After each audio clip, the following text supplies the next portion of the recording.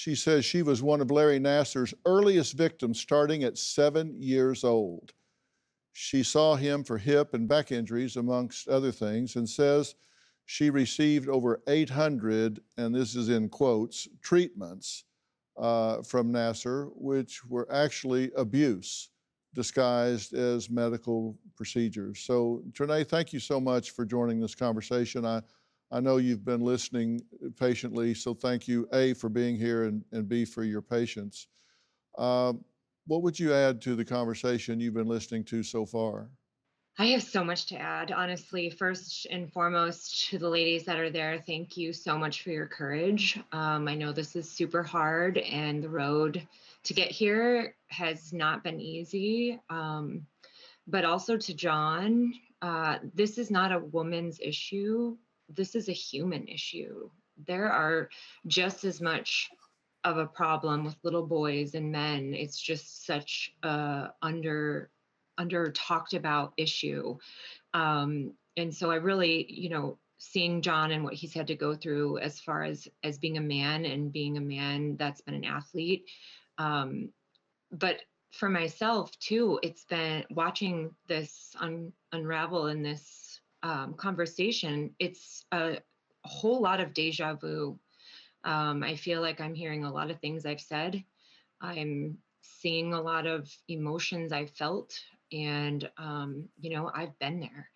And per what Judge Aquilina said, trusting your gut is one of the strongest things you can do at this stage, because trusting your gut, whether it's your child that you're worried about, or in grooming cases, why is somebody spending so much time with my child or that child?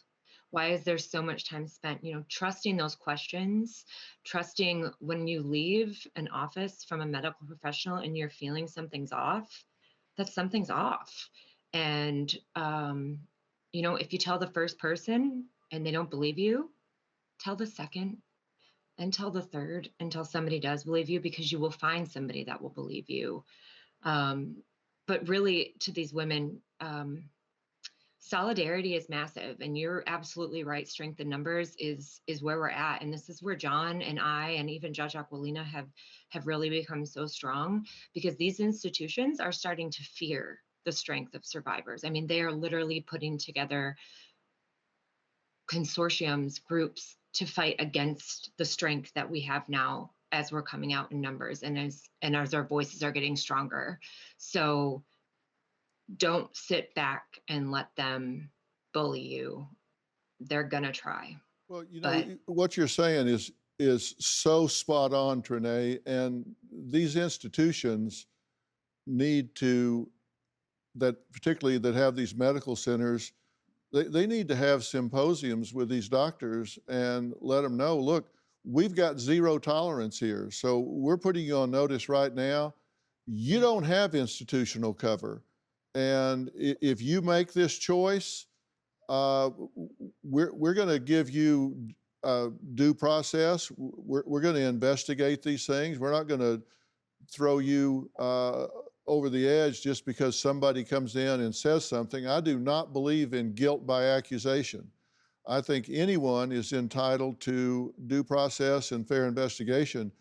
But I'm telling you, you do these things, and you have 100 women show up down here, or you violate the principles that we outlined for you, you're out of here, and you're on your own.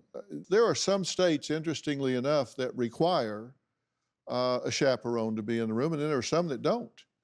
But you, as a patient, can require it every damn time. And it doesn't need to be somebody that works for the doctor. It needs to be somebody independent, and you need to look them in the eye and say, look, you're here for a reason, and I hold you accountable, and I hold the doctor accountable. I'm not a troublemaker.